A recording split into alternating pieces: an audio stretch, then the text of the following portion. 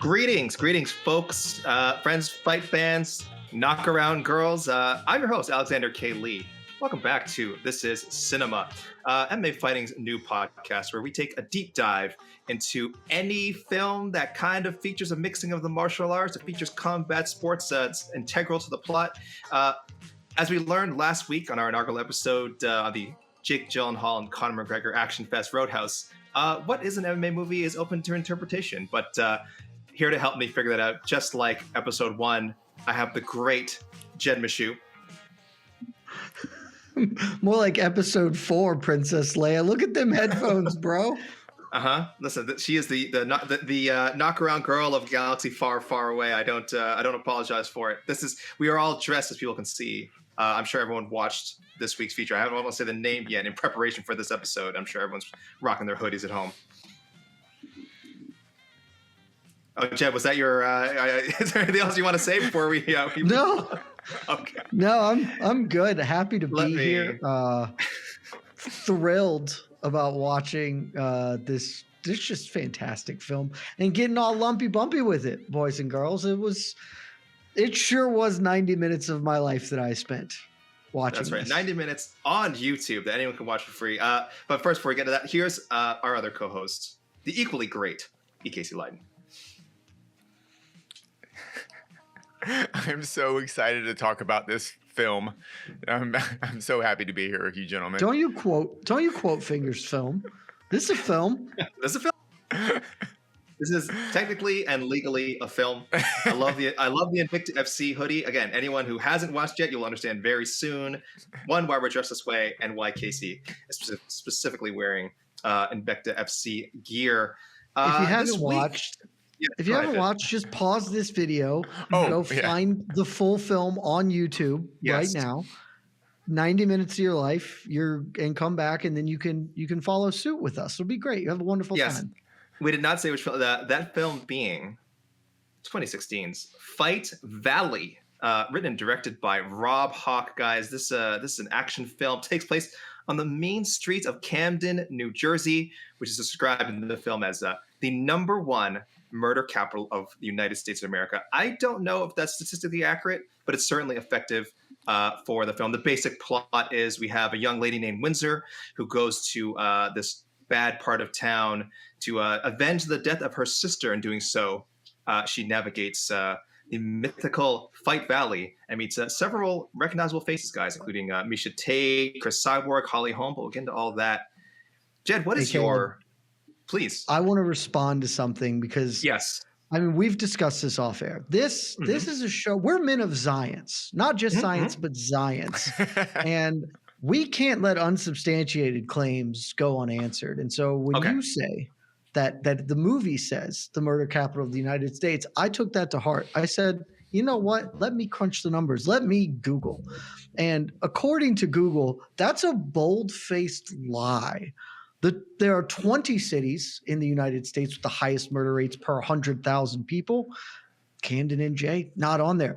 My hometown, not my hometown, but where I make my hay, Atlanta, Georgia is on that list, which means I live in a more rough and tumble city than the women of Fight Valley. Come at me, bros. Wow. The real Fight Valley. It's the real. I mean, 2016, maybe it was a different time back then. I think it was filmed in 2015. Could have been. Maybe Camden's cleaned up. Do you have jobs in Atlanta? Because in Camden there are no jobs. There's only one way to make $50, and that is to fight. The only job is violence. Mostly women, I think we see in the film. I assume there's men's fights as well, but I will say in this film it's mostly women. So with that in mind, Jed, give us your quick little elevator pitch for this 90-minute gem. Are we saying spoilers? Like no more spoilers? Are we going? Can we? Dude, yeah, I think it came out 2016 and it's Fight Valley. I'm going to spoil that out of it, and I don't care. This is not Roadhouse, which came out the Thursday, like the day after we filmed. This movie has been out for almost a decade. Watch it or don't, whatever, homie. So my elevator pitch of this, I tried to keep this, to tweet length form, and it was very simple. This movie is like Bloodsport meets The Outsiders if it was directed by an undergraduate film student and starred all of his friends who are bad at acting. Like there's the kernel of something here. And we don't ever get there. You will not be surprised to find that I will be highly critical of this film as this show goes on. Yes, filmmaker Rob Hawk explicitly called The Outsiders, the film, I assume the book as well, an influence on this movie. And I think we could all have guessed that without having heard about him say this in an interview. Well, we will say again, you're right, Casey. Any good parts from The Outsiders. We should tell people spoilers going forward. Again, this is available on YouTube for free. Just Google, just type in Fight Valley, 90 minutes of goodness, and then you can come back and watch the show. Or if you don't plan to, let us walk you through it right now. Casey, what was your sort of your first impressions of this movie? Feel free to give us your opinion, your subjective review a little bit. Give a little taste of that as well. You know when people say like, "Oh, I like watching trashy movies. You know, I like watching stuff that doesn't make you think too hard. I just whatever those type of movies." This will test them. This will test if you like watching bad movies. It is a tough 90 minutes, but I did it. I am proud of myself. I consider myself a bit of a snob when it comes to movies, so this was quite the chore, but man, when I got through it, and I'm so much happier for it. That I've just learned so much about the valley, fighting in the valley, cranberry juice, training. I assume you're going to take some of the training methodologies and apply them to your own life as you continue down your own journey as a professional. My own journey, yeah. I went to the local supermarket and I bought all the bags of ice because that was my real takeaway from this movie, that it's not about punching bags, it's not about having good mitts or good training partners. It's about having just an enormous, infinite amount of bags of ice. If you have bags of ice, you will win the Fight Valley. Like, is that how it goes? Yeah, Sure. forget about all that expensive training equipment and gym memberships they're trying to get you to sign up for. Just get a few bags of ice and you go to work. Yeah, don't move to Florida. Don't go to ATT. Don't go to Kill Cliff. No. Bags of ice. That's what you need. Excuse me, don't forget the buckets of rocks that you also punch. Ooh. I will not let this bucket of rock erasure stand. More than just ice. Yeah, we certainly had some distinct training montages. This is a martial arts film. Anyone who's seen one of these before knows there's going to be a pumped up music training montage, as happens with our main character, Windsor, played by Susie Celek. We can dive into Miss Celek's performance soon, but first, guys, we talked about the training. We didn't quite dive into the actions yet, but how much is this an MMA movie? How much MMA is the movie? Not sure how you guys want to phrase this. We're doing a belt ranking? I want to do a quick belt ranking. Jed, you can go first. I think I gave Roadhouse brown. I think so. It's purple. It's not really that MMA. It's kind of MMA adjacent, and obviously there are a lot of female fighters and their significant others in this. But it's not MMA, but I think this is at best purple. It's not particularly MMA.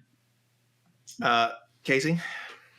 Yeah, surprisingly for actually having a cage fight in the movie, and at least half a dozen fight scenes. Yeah, it's really just bad. Blue belt. It wasn't that there was. It was there was very little MMA in the movie.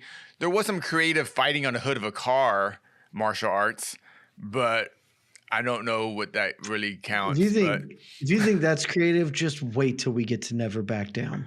God, by the time we actually do Never Back Down, y'all are going to be like, this is the best movie ever made, because you're going to have watched a lot of real trash. I think a lot of this show is getting me prepared to fully appreciate Never Back Down. And if that's what the show achieves, then its purpose was served, I feel. So what I've learned from Roadhouse and this movie is, like, in terms of just the casual non-fighting audience, they think basically MMA is just judo tosses or hip throws. That's pretty much about as MMA as it gets, because I think those look good on camera. But was there any actual like real grappling in this movie, or It's like, it's hard to that tell. depends. It's hard. Yeah. That depends on your definition of real, because they certainly, on top of the judo stuff, which they love, big fan of the like leaping step over armbar that just is like always in movies with MMA Yes. fighters. Like anyone has ever done that in an actual form of combat. It's like, yeah, like no, but they love it, and it never gets it. By the way, it's the most incredible maneuver that has a 0% finishing rate. It's like a pro wrestling submission, but there was a couple of that guy in there, so there was it's like grappling. like Amanda Heba's in her head and arm throw. Just Sure. never really worked. I'll be honest. So this will probably be a theme of this episode. I'm definitely going a different direction than you guys. Now, I didn't go all the way black belt. I do think that would be ridiculous. It's not a black belt MMA movie content-wise. This movie is objectively less MMA than Roadhouse. No, see, I disagree.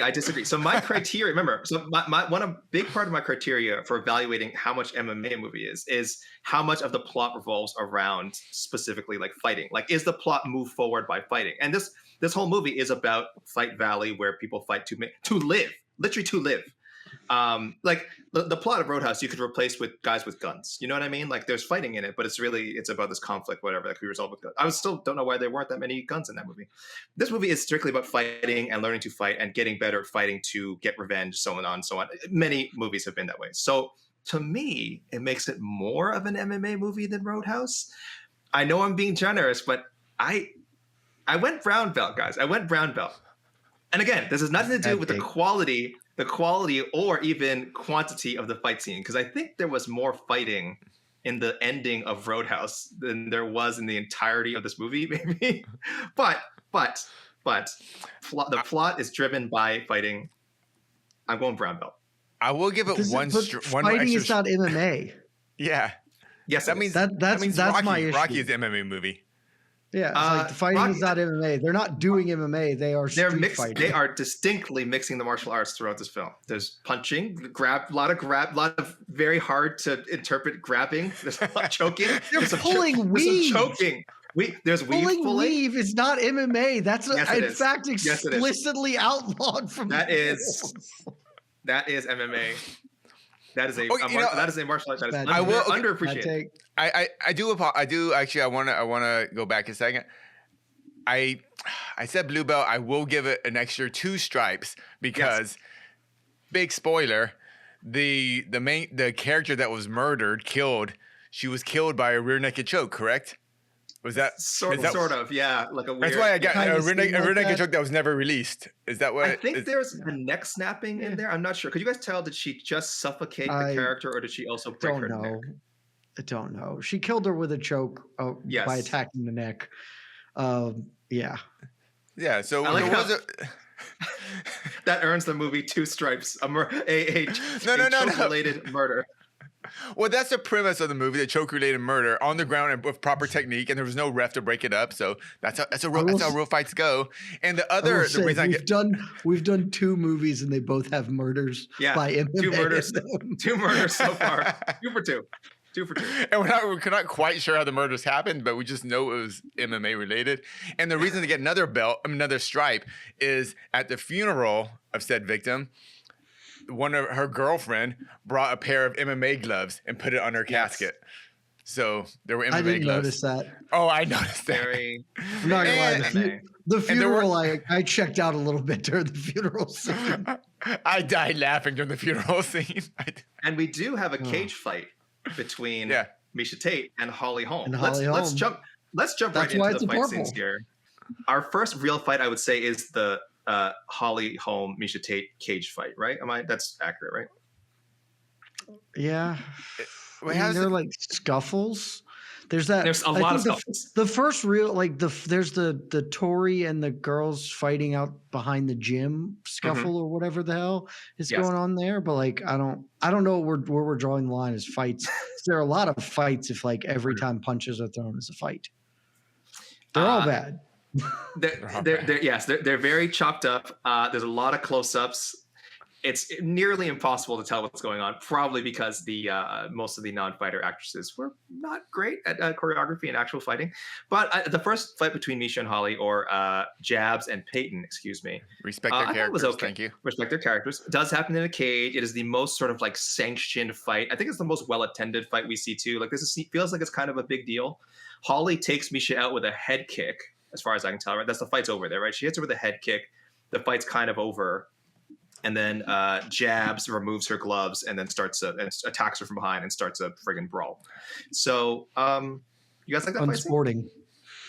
Quite. Casey, thoughts on that scene? My big takeaway from the original cage fighting scene was the mat. It wasn't like the mat didn't even cover all the area. It was.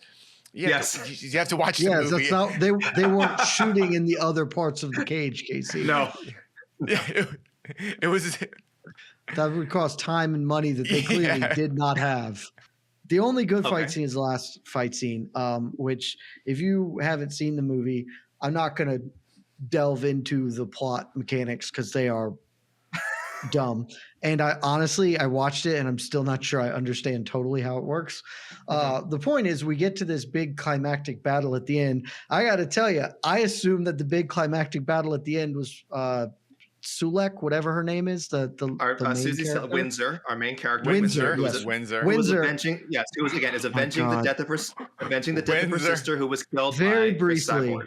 Yeah. Very briefly, I would like to say I was talking about this with Casey off air. Not a lot of subtlety in this film. They named the rich girl Windsor. It's the only reason I remember her name as a character. So I assume that she's supposed to fight Cris Cyborg to avenge her. This is blood sport. That woman killed my sister, fight her. But then it's just a free for all. Like it's the whole like big fight valley, whatever they call it. I can't remember at the end. Is like not just a marquee one-on-one fight. It's all right. All these people are just going to mash each other and we'll see what happens. And then in the middle of that, Cyborg and Windsor find each other and fight. And the reason that this fight scene is good is because this movie is awful. And it gives you the training montage. And rich girl Windsor has spent, and they say it would have been better if they didn't, but they say in the movie 4 weeks that she was training for 4 weeks. Oh, I missed that. Okay. I wrote that. Miesha 4 Tate weeks. says explicitly, I've trained you for 4 weeks. You're ready. Which is the most ludicrous thing I've ever heard. And by the way, she goes to fight Cris Cyborg. By the way, Jed, can we say she's actually not really preparing her to fight Cris? She's kind of explicitly saying, "I don't want you seeking revenge. I'm training you just like to protect yourself around here." It's very confusing. It's because she's kind of saying, I don't want you to go to Fight Valley. This is just so if you plan to hang around here. Yeah, it's classic martial arts film of you shouldn't use the great power I'm giving to you. The weapons. The weapons. But you learn to fight so you don't have to fight. Yes.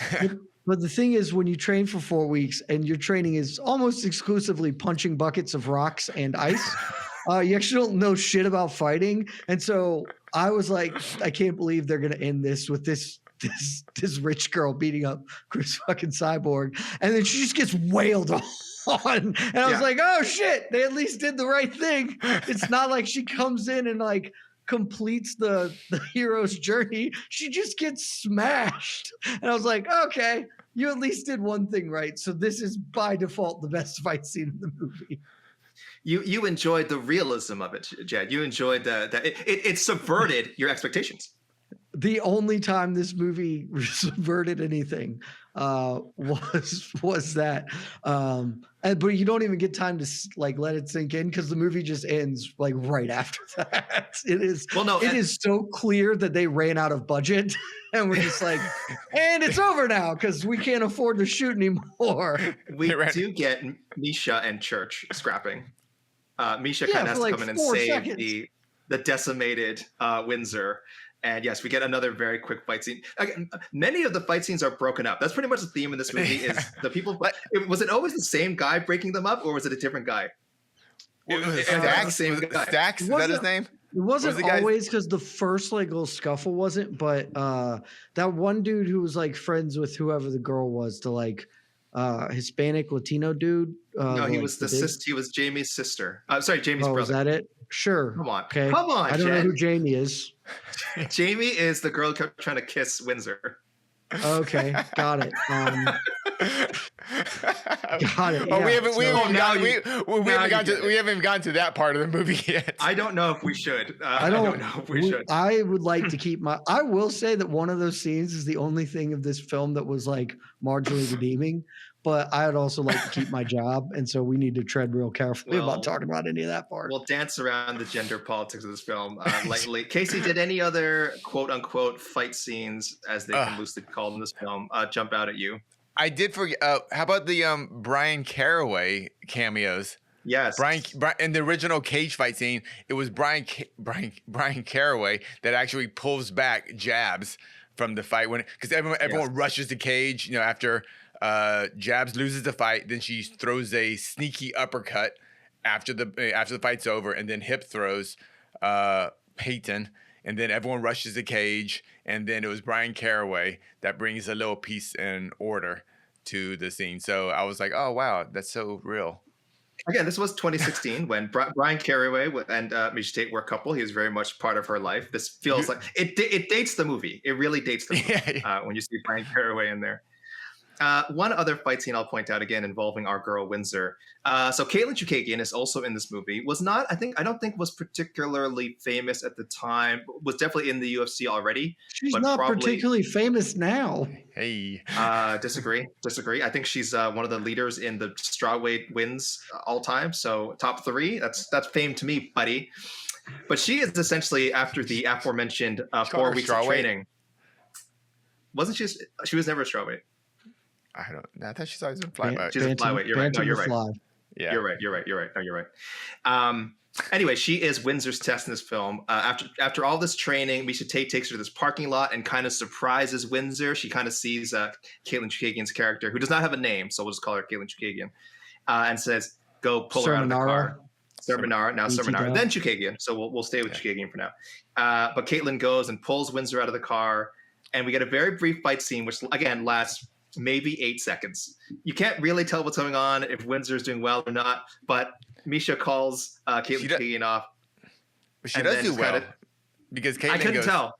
No, because Caitlin goes, yeah. She's ready. Yeah. She's ready. Yes. Because if there's one thing we know, it's that beating Caitlin Chukagian gets you prepared to fight Cris Cyborg. She's even a gatekeeper in the movie. If you want to fight the best, you got to beat Caitlin. I think she went to a decision. I think she went to a decision, and that was enough. Because we don't see. I guess she lands a couple of punches, but yes, and then she says she's ready. Ready for what? I'm not sure, but she's just. It's very clear that woman cannot even fake fight a lick, and they had to work around that. If she maybe she was acting like she couldn't fight because her character couldn't fight. Maybe this is some incredible acting. I don't know. But Jed, you don't sound convinced. Oh, she was awful. She's really bad. And I don't know how to make this. I got some heat from a couple of individuals for my Roadhouse takes, and how mean I was to Roadhouse. And I got to tell you, there's no way to be. I thought I was kind to Roadhouse, frankly, and 2, there's just no way to be kind about a lot of what's happening here. Here's where I'll be kind. Miesha Tate's pretty good in this movie. Yes. Like it would honestly have been a way better choice to have Miesha Tate be Windsor, because they made Miesha Tate act a lot, which I was stunned by. Like Holly gets like 4 lines in the whole thing, and like pretty clearly they're not invested in her acting, but I thought that's where Miesha would be as well. But instead she's the emotional linchpin of the film because Windsor is such a bad actress that you can't feel any connection to her at all in what's going on. So she's terrible. And I don't think that she can punch because she looked like she super couldn't punch even in the scenes where she was supposed to. So to answer your next question, AK, no, Windsor could not defeat anyone in this film. Windsor could. Did you see the way she sidekicked that block of ice? Ooh. Block of ice don't hit back. Okay. If she were to face like Michael Keaton's Jack Frost character, he'd be in a lot of trouble. But that is not the case here. He would be cooked. That scary Buck Keaton Jack Frost would be annihilated. Let's go to the performances, because this is normally where we would discuss best moves and things like that. But there weren't really any moves in this, so let's go to the performances. Specifically talking about the hair pull was an effective battle strategy a couple of times. But that's it. That's all I got for best move. Susie Celek, not great. Miesha, very solid. Casey, were you as impressed with Miesha's performance? Because she does have a ton of dialogue in this, and I think she gives it a good old college try, and isn't too bad. She tries her best. She tries her best with what she was given. I would say that it's not an embarrassing acting performance for Miesha Tate at all, but it's still looks like someone who's never acted, but trying. Yeah, but I absolutely agree. But we talked about doing, and she is a better actress than Susie Windsor. She's way better than Susie. She is much better than Connor. And thank you. Yes. I think we're doing the ranking thing. Yes. Connor is given one note and he plays the hell out of it. I think he plays it poorly. I've actually since heard from other friends of mine outside the MMA circle who were more tolerant of the thing. But pretty clearly in the making of that film, they were like, we can't give Connor anything else. We're just going to have him do the one thing he can do, and it will be okay with however that goes. And that's fine. It worked to the extent that it did. Miesha Tate, I expected to get the same thing, and instead they gave her stuff to do. It did not always work, but she had a much higher degree of difficulty in this performance than Conor McGregor did. And frankly, I think she had a lot more success with it. I think she was the best actor in the whole thing, which is, not saying a ton, honestly, but still, if we're ranking MMA fighters turned actors based on the films we have currently covered, Miesha moves to number 1 spot. And honestly, I might even put Chukagian above Connor. That feels a little unfair just because Chukagian literally has 3 lines, but she does her 3 lines fine. She is absolutely acceptable in that role, whereas I think Connor was net negative on Roadhouse, so kind of hurts him. I will say this. Connor deserves an Oscar compared to Cris Cyborg, who should never be put near camera again. I cannot believe they put film on her and were like, we can work with this. This is okay. Now It is unfair for Cyborg. This is not her native language, and this is also her native language. I don't care. This is also 8-9 years ago this too. Is not a Portuguese movie. If it was, maybe it's better. No, that's what I'm saying. Working under. I'm saying that is on the director to choose. Yes, to have. Absolutely. I agree. So that's why we don't believe they filmed her. And said, there you go. I can't believe it. I got you.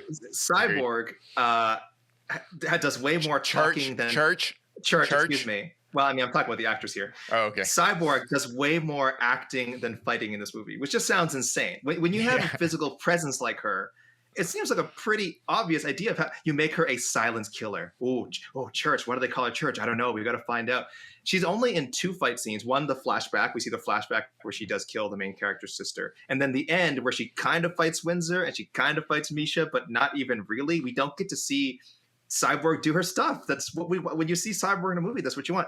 Instead, she has to deliver an emotional piece of dialogue in the finale where she reveals she turns the whole plot upside down of the movie. And she says, Miesha, Jabs, you knew all along how her sister died and you helped me hide the body. And it's like, it's supposed to be this moment, but the delivery, again, not Cyborg's fault. Why are they giving her this piece of dialogue? Not great. Not great. So Jed, I agree.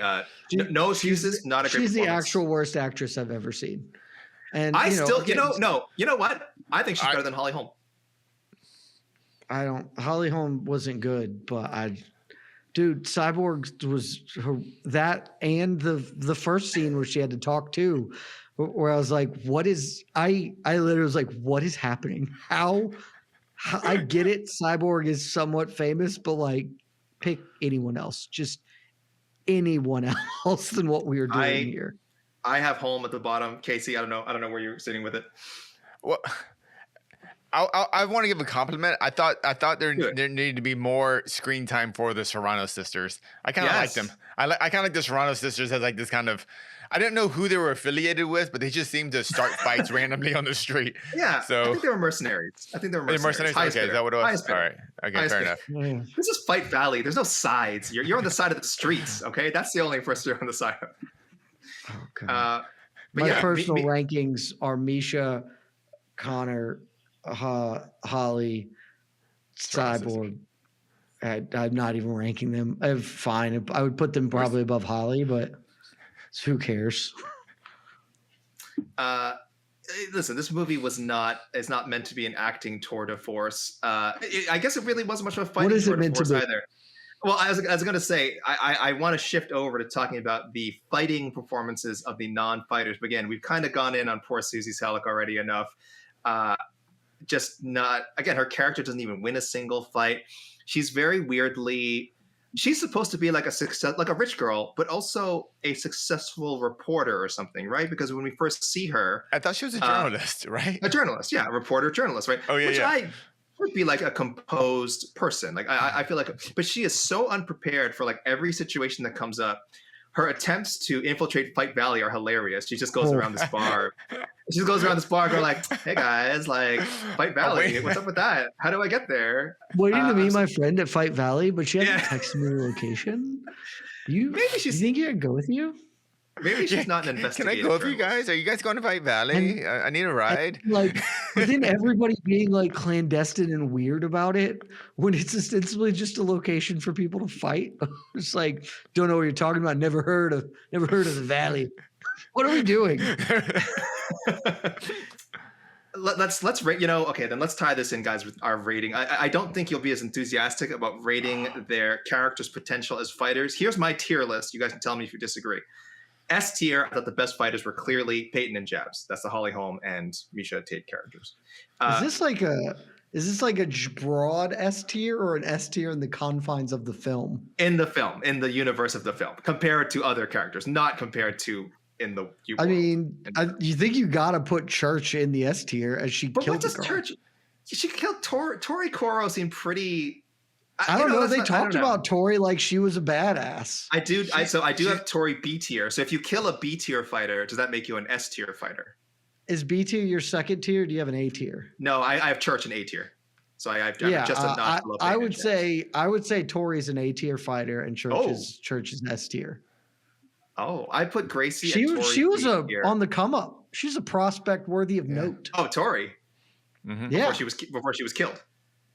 Yeah, she just needed some money. Sometimes you run into a bad stylistic matchup. If you die, I am bumping you down because I can't remember. I don't know if we rated. What was Jay Heron's character's name in Roadhouse again? Jag. What? No. Jet. It was like Jet. I think was his nickname, something like that. I don't think we rated him because he was dead. So maybe I shouldn't even rate Tori. Does Tori not get a rating? But she's fine. No, Tori was a character. Jay Heron wasn't a character. Okay, he was just kind of there. He was a plot device. Yeah, we didn't even know they. I don't know. Although theoretically, Tori was a plot device too. Yeah, we just saw more of her. I'm okay. Actually, I'm okay with you putting her B tier as a death penalty. Yes, that's a death bump. I'm still putting Cyborg in S tier. She murdered somebody. Tori was like freaking. Tori's like a straw weight, and Cyborg's a freaking heavyweight. Yeah, the weight class is a little question. There are no weight classes in Fight Valley. This is true. You gotta pay rent to get out, and there are no weight classes. Gracie and Tori B tier. C tier, I clumped a bunch of people together. Duke, Yanni, Jamie, Vivian, and Sydney. Those are the Serrano sisters playing Vivian and Sydney. D tier, unnamed parking lot fighter, played by Caitlin Chukagian. Sure. Mainly because she could not convincingly put away our only F tier fighter on this list, the main character, Windsor. I disagree. She wasn't Caitlin supposed to. Chukagian doesn't put anyone away. Death, taxes, and sermon are by decision, baby. This was a documentary. Honestly, it's a great argument. Do you guys think I'm being unfair to Windsor? No. Okay. I mean, 4 weeks Windsor was is not the worst. enough to learn fighting. And again, one of 2 good things in this film was that they did not make it so she became a superhero and won the fight at the end. Mm-hmm. Mm-hmm. She's a tall woman, so she would likely be like a women's featherweight. I think we don't think there's a chance she could scrape up a couple of fights and wins in the 145-pound division. I would just say, was she if the you're Charmaine trying to Tweet make the of argument movies? for Windsor, if you're trying to make the argument for Windsor, I think it goes, you had Tori in B tier, and Windsor didn't get killed by Cyborg. So MMA math says she might at least be a B tier fighter, you know? Damn, I was gonna say, I mean, she probably would have been killed if the fight wasn't happening. Plus, also, during didn't she beat Kayla Chukagian or hold her own? She should at least be in Kayla Chukagian's tier. She did nothing in that fight, and then Chukagian just goes, "She's ready, she's good." And I'm like, she didn't do anything. She should at least be in Kayla Chukagian's tier, I think. She does and have. Maybe we need to reevaluate where Tori goes since Windsor didn't die to Cyborg. So I'm happy to hear it. If you want to bump Tori up to A tier, I mean, she got a lot of pep. I do like, yeah. I don't want to discuss these people anymore. But we have to, Jed. We have to. This is why we were here. All right, we've broken down the fight scenes. We've broken down. We didn't do best move, but we can start sort of picking hair pull. Individual moments. Do you like the hair pull? Hair pull is the best move by far. Oh, other than the murder choke. Miesha did a sweet gator roll into a full mount a couple of times, but Casey did anything. If not, let's go for. That's just not possible. That was the thing. Where it was like we do the realism bit. It was like, that's not how that works. I saw it, and see it, believe it. That's the world I live in. Casey, any move or let's go. We can go to moments too. Let's start talking about moments in the film too. Any moves or moments? Fight related, hopefully. Fight related. Just the new training techniques. The 2 bags over the shoulder, and throwing them over the shoulder, and just catching bags of ice. Well, apparently that is a training technique. I'm not sure what that gets you fit. It does keep you fit. Yeah, it was just. I couldn't get past the infinite bags of ice in this movie. Let me say, was this around the spilled bag of ice era in the UFC? I hope so. Maybe that happened around the same time, and Rob Hawk was just like, "I'm onto something. I got it." Yeah.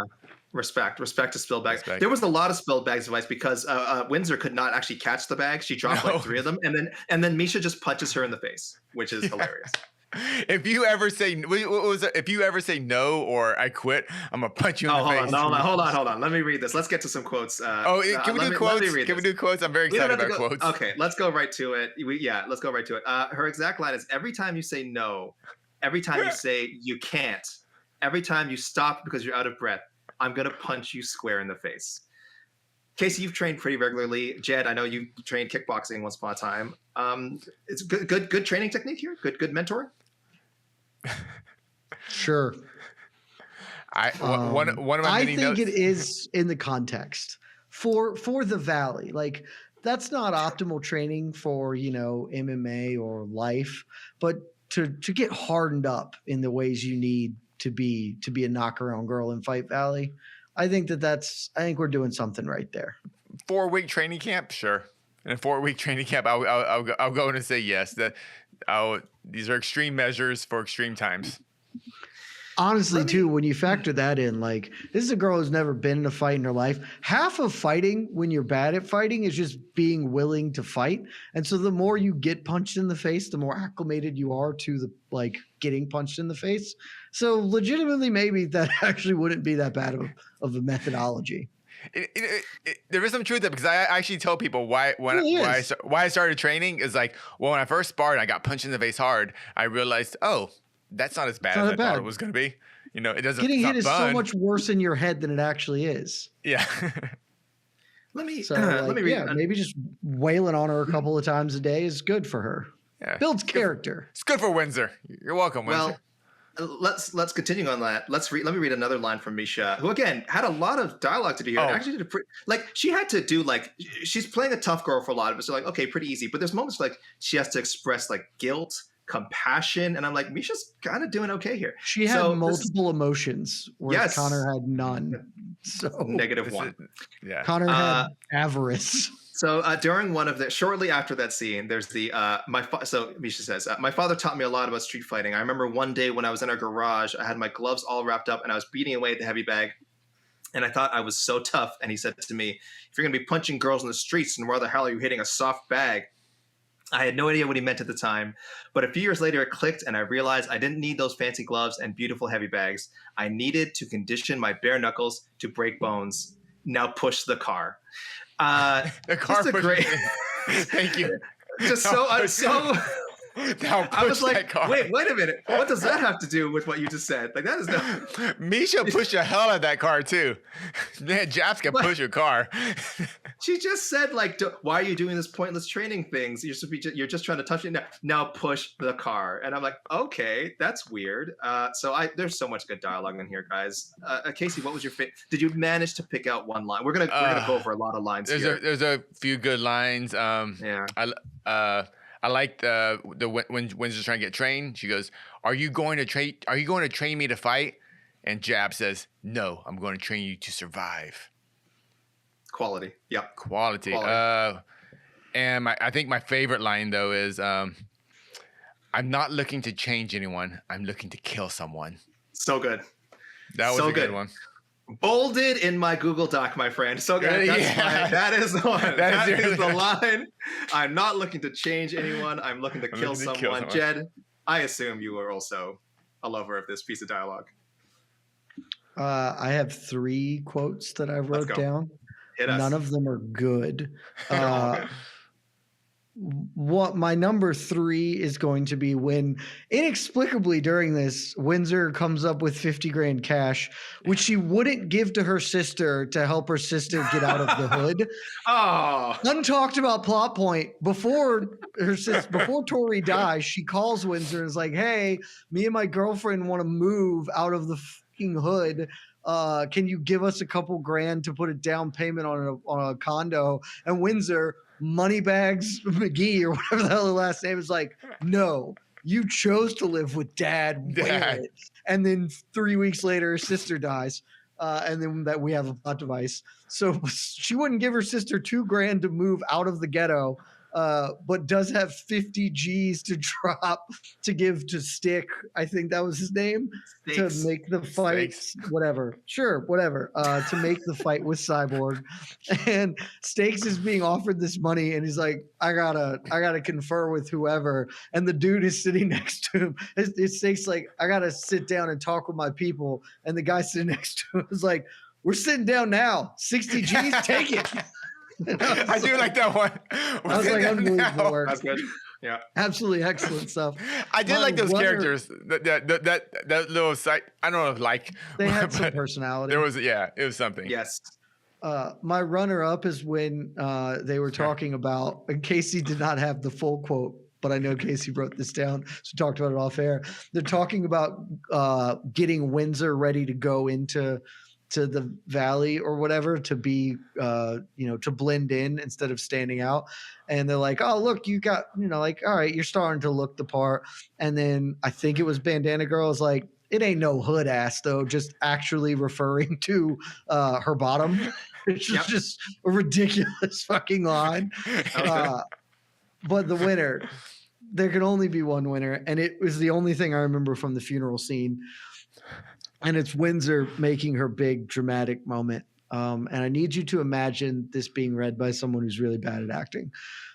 So I'm honestly going to read it better than she did, which is tough because it's not like I'm a great actor. As tough as you were, someone still took your life. I'm going to find them and take what they took from you. I was just like, oh my God. When Rob Hawke wrote this, he was convinced he had a banger on his hands, and he could not have been more incorrect. So that's the kind of movie we're dealing with, folks. Go watch Fight Valley if you haven't. It's a great time. In second place, go ahead. Okay, so give us your list. When Peyton was in the bar, Peyton being Holly Holm, and Peyton says to the bar kind of loudly, I guess, she's like, "What is this, a litter box? Because all I see is shit." So good. Got him. We kind of have been joking about this in our Slack about Lumpy Bumpy. Yes. Very early in the movie, Miesha goes to her truck driver friend. Is like, "Kate's in trouble. Got to do a little Lumpy Bumpy. You in?" And I was like, I've never heard this term before. That's not a thing of starting a fight. Because you don't know about the mean streets of wherever, New Jersey. If you are listening to this in Camden, New Jersey, wherever the hell it is, Lumpy Camden, bumpy. New Jersey, and this is a common phrase out there, you tell me, and I will apologize immediately, guys. I don't speak. If you're listening to Candini. this from Camden, then you must be one of those richers like Windsor. You're not out there fighting for survival. Windsor and her mom, who's like maybe 5 years older than her. And who just like, guys, we don't need to go down this rabbit hole. This is a movie about women. Oh, no. Written by a dude. Yes. And it's the most obviously written by a dude shit I've ever seen for all Yes. of it. There are sadly no women credited on the directorial or writing side, and it suffers. The movie suffers slightly for it. This movie it is thoroughly passes the Bechdel test and is somehow still like misogynist. It's a wild time. Destroys the Bechdel test. Like absolutely obliterates it and is still pretty tough. Like it's pretty tough. And the funny thing is, so that scene. Let's talk about that scene for 1 second with the mob. We are introduced to Windsor in the scene. We learn she's a reporter. She's learning about profiling, and it's a scene they flash back to a couple of times. I think once the whole line. There's a couple of that. One, they do a flashback about her avenging her sister, and that's right before like Cyborg just chokes her. Like she's like, oh, we think this is where Windsor's gonna like fight back. And then instead it's like it's immediate, and then Cyborg is like, no, goozle, and then beats the crap out of her again, which is hilarious, but also very sad. And then she flashes back to the profiling book, so she can be like, I think it's like, oh, I can tell that jabs means when she's apologizing for covering up the death of my sister. It's really, really strange. And she can tell that church means it when she says she thinks about Tori every day. Yes, that too. Every morning. Or every morning, whatever. She profiled them. Jesus. The end of this film is so bad. See, there's no wasted dialogue in this film. No, everything comes back. Everything's a circle. There's a lot of wasted dialogue. Yeah. There's a lot of unnecessary nudity as well in this. Hold on, Jed. You brought up said it. Now we just got to get into it. Again, we're trying to keep our jobs here. We will just say we should have warned at the beginning. By the way, for anyone who didn't stop the show to watch the movie and is planning to watch the movie after. Not for the kids. There are a couple of nude scenes. The character of Duke, played by Aaron O'Brien, is the lover of our main character's sister, and we are shown that explicitly when there's a sex scene early in the film involving some full frontal nudity. And then later on, she's also just fully frontal nude to shock Windsor. Windsor's like, oh my gosh, like you guys just changed clothes around each other? And I'm like, I don't think it's the most useless scene in the entire film. She is both repulsed by the fact that they would change in front of each other, and then when her friends, when the girl Jamie tries to kiss her, or even suggests that she's a lesbian, she's like, "What? You're gonna kiss me?" Ew. She says, "Ew." Ew. She says, "Ew." Her sister is gay. She knows. I'm pretty sure she knows her sister was gay, and yet she seems disgusted by the concept of these women being lesbian. It's very strange. And again, she's also a reporter. I imagine pretty worldly. Very weird scene. But yes. I will say, please. If there's one scene in this film that is like kind of okay shot, it is not the gratuitous nudity, which is absolutely unnecessary to plot or story, but like the intimate moment between Tori and whatever that girl's name is I was like, oh, there's like, you have held a camera before. Rob Hawk has filmed something before, because prior to that, I was truly unsure that he ever had. It was like, oh, there's like, there is a tenderness, and like I see the point of this, and it was an oasis in a desert of useless. It was super weird to like that to be like, oh, that's like almost okay. What are we doing here? Rob Hawk may surprise you. Has had experience, I think, doing music videos before this. So yeah, he can do kind of punchy, sexy stuff. Actually pacing a movie may have been out of his realm of skills, but he's actually still involved in producing TV and movies. So, maybe just writing and directing wasn't for him. So Rob Hawk is out there. We haven't talked about this enough, guys, but Windsor goes, what's the saying? Once a knockaround girl, always a knockaround girl. I don't think they ever say that in the movie, except for that one time. And again, another, much like Lumpy Bumpy. I'm not familiar with it, but I believe it. I know we're going long already. We didn't even talk We'll wrap about. soon.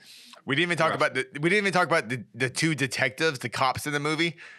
Like, I totally forgot about that. remember when they break to the family? We found your Yep. sister murdered, and didn't mention that she was raped. Dude, that came out of nowhere at the end. So they I'm not crazy. They don't say that. They don't mention that at all. It just comes at the end. And all of a sudden, Church goes, yeah. If you haven't watched it, it comes out of nowhere that like Tori everyone knows Tori got deaded or unalived or whatever. But then at the end, Cyborg is just like, we made it look like a rape. Miesha Tate, it was you helped me hide the body. It was your idea to fake that it was that bad activity. I'm not going to say it. Yeah. Okay. It sounded so bad when they said it. Yeah. I was so confused. I was part of the rest of the movie. I did not remember that detail. Okay, thank you, Casey. I did not remember that being brought up earlier, and I thought I just missed it. What at all? Yeah. So, poor Cyborg at the end had to do a real exposition dump, and poor Cyborg was responsible for giving a lot of information in the last like 3 minutes of the movie, and it goes exactly as you'd expect, guys. Again, anyone else doing and real quick, when you say poor Cyborg, her name is Church. Her character's name is Church, but yet in the final fight scene, she is wearing a very distinct T-shirt that says CrisCyborg.com all over her back. It's like one of her affliction shirts or whatever. Yeah. It's insane. It's awesome. So Cyborg is a real person in this universe as well. Church and Cyborg are separate entities in the Fight Valley universe. Casey, anything else that jumped out at you from the credits? Oh, just the fact that usually for credit scenes they don't show. It was just like the making of in the credits. There's a lot of photos and stuff to kind of prove that look, we had cameras and we had a boom mic. This wasn't just shot on an iPhone 4. So I and then they showed like when they were rehearsing the fight scenes, and you were like, oh wow, they actually rehearsed this. That makes it kind of worse. So I don't know what they were trying to prove. You didn't want to see You didn't want to see how the sausage was made. It didn't make it better. No, it didn't make it better. You're wondering how the sausage. Why did the sausage taste so bad? Yeah. After seeing how could there be so many talented cooks involved, and the final product was very unsatisfying. I think we can sort of move on. I will ask real quick. We kind of normally bring up a recasting question. I want to make a note. I thought that the girl who played Duke actually would have been better as the lead. The sister's girlfriend, Duke. I think she would have been better as the lead. Yeah, literally any live human body would have been better than Susie Celek. She's a better actress, and she is also smaller. Because it's weird because the main character is she's actually quite physically like larger than most of the characters. So you kind of thought that she'd do better as a fighter. I think if you go with a smaller woman, you sell up the underdog thing, kind of like Hoist fighting in UFC 1 instead of Hickson. You know what I mean? So not that I'm saying Susie Celek is Hickson Gracie, but Valley's the UFC 1 of movies. What? I mean, in many ways. And the second thing I want to ask you guys is, so Rob Hawk, I don't know if you could tell, not actually an MMA fan. He wanted Rousey. He wanted Ronda Rousey to be one of the main characters in this film. And when he couldn't get Rousey, I think she was blowing up in Hollywood at the time. He found out about Miesha and Holly and Cris Cyborg. I don't think he was super familiar with these women before, and just ended up casting them. So my question is, would Rousey have been better in any of these roles? So could Rousey make this movie better if she was Church, if she was Windsor, if she was Jabs? Rousey would have been better as Windsor because literally anyone alive would have been better. You're not a big Susie except for Cris Cyborg. Cris Cyborg would have been worse as Windsor.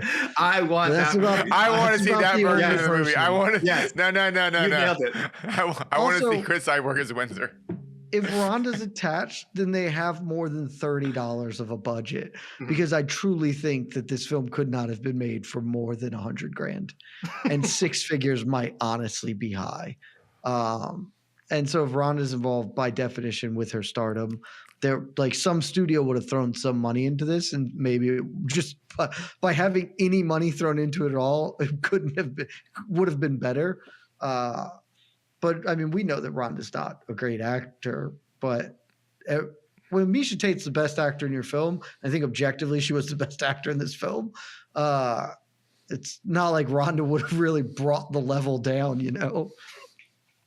But I think, see, now you've got me thinking of Cris Cyborg in the lead role. I think you nailed it. That's the recasting that you're talking about. Jed, you nailed it. You nailed it. Flat out refuse to do an episode if Cris Cyborg is the lead actor. I absolutely refuse to do it. We'll find something. Chris, tap in Shaheen, because I'm not doing it. I think it's time to break out the fists. All right. I think it's time to break out the fists. Okay. Drum roll. What did we do last time? Drum roll? Yeah, I got a drum roll. He's put hoodies up. Hoodies up. Yeah, hoodies up. Hoodies up. I mean, hoodies fists gotta ready. Be hoodies up. Yeah, hoodies up. Hoodies up. There we go. All right. We ready? Ready? Here we go.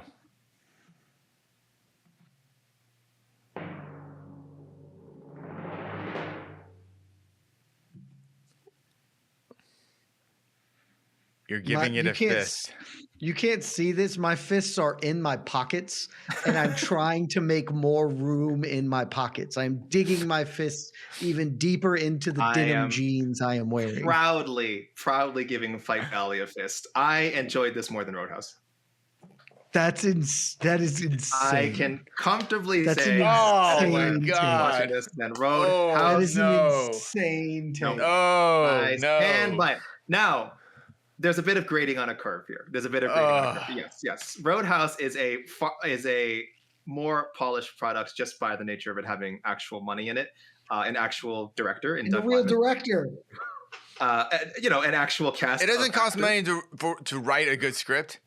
This is true. Nor to direct or edit or properly, sound editing as well. I agree.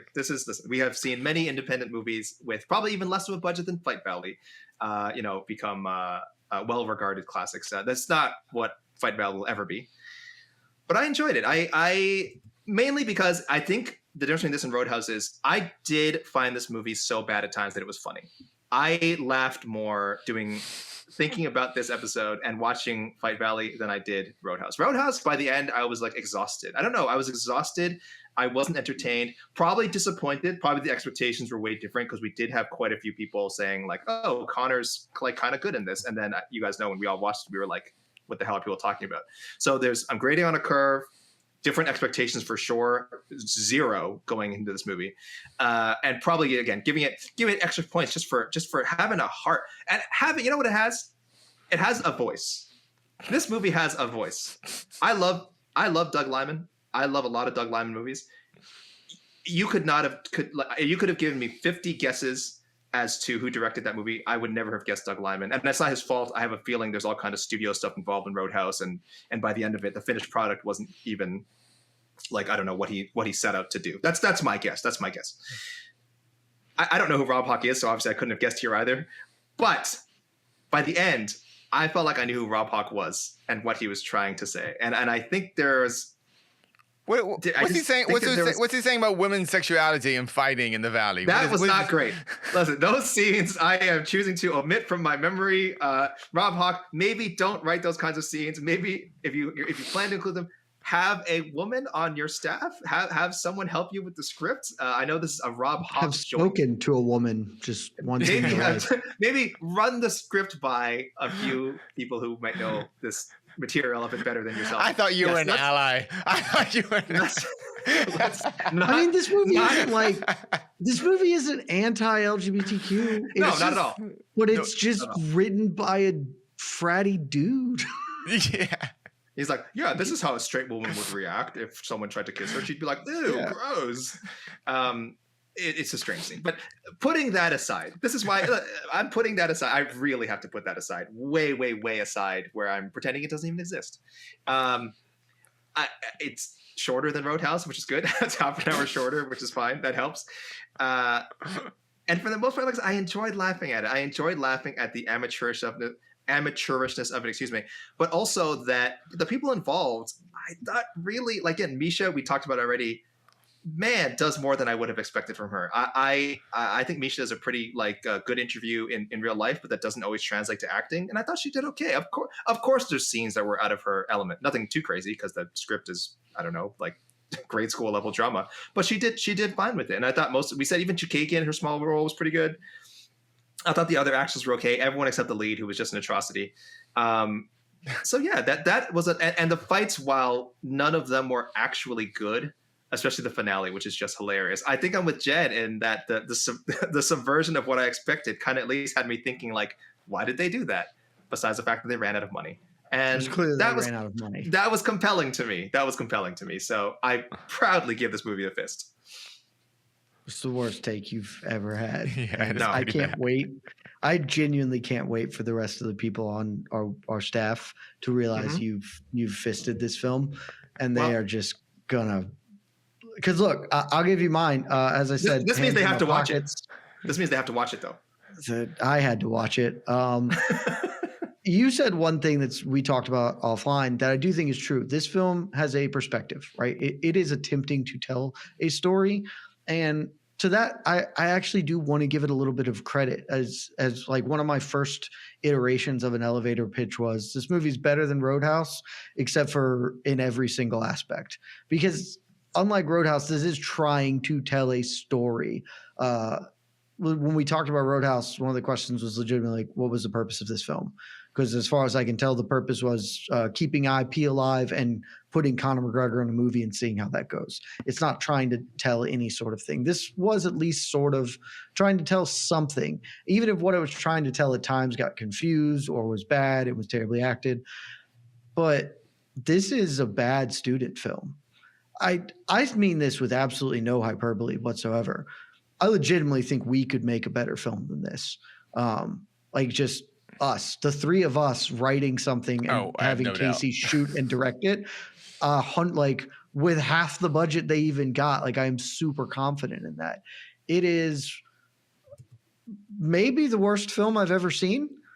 That feels like a bold statement because I've watched some real shit bombs. Like I enjoy watching bad movies. I couldn't even really enjoy this because it was so disconnected and bad, and it's like all the parts were weird. And then there were just other times where I was like, why is this, I'm assuming, cis white dude trying to tell this part of this story, and what are any of the purposes going on? It was just too awful in every respect. But for Miesha Tate, honestly, my biggest takeaway from this film, other than it being out and out bad, was give Miesha Tate an opportunity, not to be like a real actor, not to have a Gina Carano lead in a Soderbergh. Like, no, we don't need to do any of that. But like, let her play a bit part in Jumanji 4 or whatever. Like, let her get involved, because you give her some time, she might not suck at this. She carried this film, which is a low bar, but still pleasantly surprised by her and the fact that they gave her more to do and she didn't totally wilt under it. So horrible film. If you listen to that's why I said at the beginning, pause it, go watch, because at this point I will now tell you, I got you if you did that. I would never tell anyone to ever watch this film. Save 90 minutes of your life, because unless you're a real weirdo sicko like we are, you don't need this in your main brain space. So yeah. It's not going to go above Roadhouse for me, because while I did not like Roadhouse and thought Roadhouse was bad, I didn't have an awful time watching Roadhouse. I had a pretty terrible time watching this. It sounds like, though, Miesha was what people told you Conor was in Roadhouse, because people told you Conor saved Roadhouse. I think Miesha saved Fight Valley. Is that fair? Saved Sure. what could be saved. What there was that could be saved. She did the best part of it, which is good. Whereas Conor, I was told, was the best part, and I still assume that I am taking crazy pills, because I still, people like, oh, he's the best part of it. Like, he's clearly the worst part of it, and clearly the movie gets real bad when he joins. So I don't know what I didn't see that everyone else did, but in this instance, Miesha was not the worst part of it, and honestly, they probably could have spent more time with her. Would have been better than with Susie Celek. Oof, rough. Yeah. Susie Celek, by the way, did not do a lot of movies after that. I don't think she did any movies after this. Casey, I thought you hesitated for a second there. I thought you considered, if you could have given it half a fist, I feel like you were almost there. No. I was actually grabbing a knife and severing my fist off. Oh, okay. It was offensive filmmaking. Wow. Just to my eyes. to the art of film. I understand. I understand they had. I don't know. They had a budget. There was some money involved, and it was just very bad. It was just very bad. Not very. It was just bad and not bad good. Just bad. And but I did enjoy the quote. I'm not looking to change anyone. I am looking to kill someone. Yeah, I do like that quote. Really something I feel like we could all learn from going forward. If we take anything from this movie, I think that quote is something we should maybe all apply in our own lives. This should be a lie. I have found a thing online that says the production budget for this film was $20 million. No, there's no way. That cannot be true, right? Zero chance.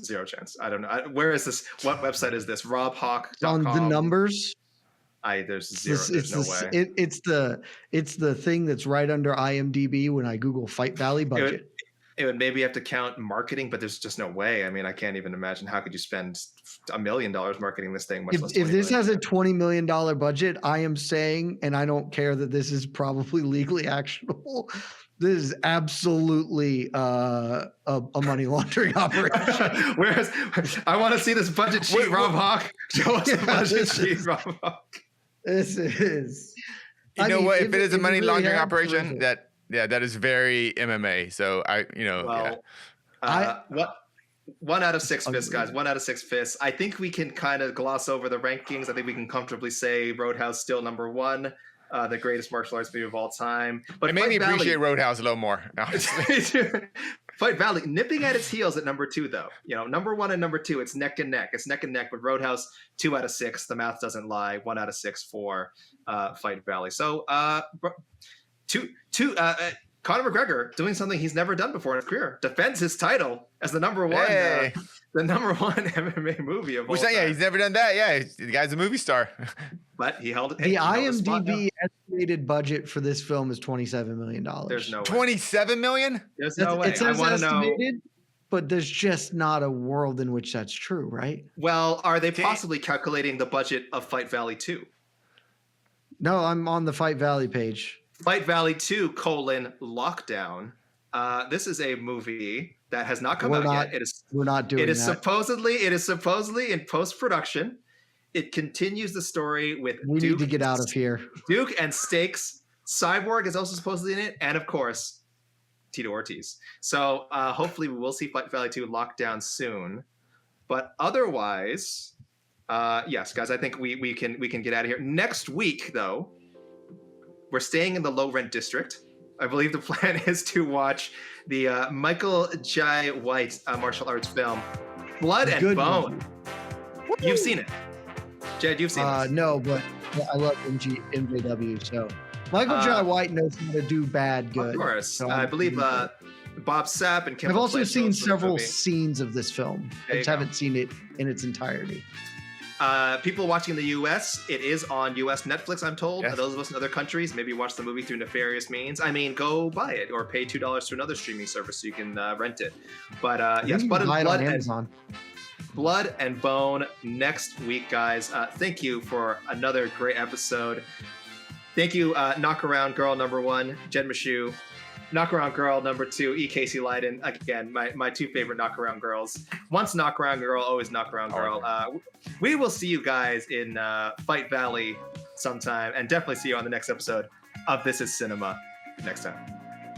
AK, you got a hood ass. It ain't no hood ass. Love y'all. Lumpy, bumpy.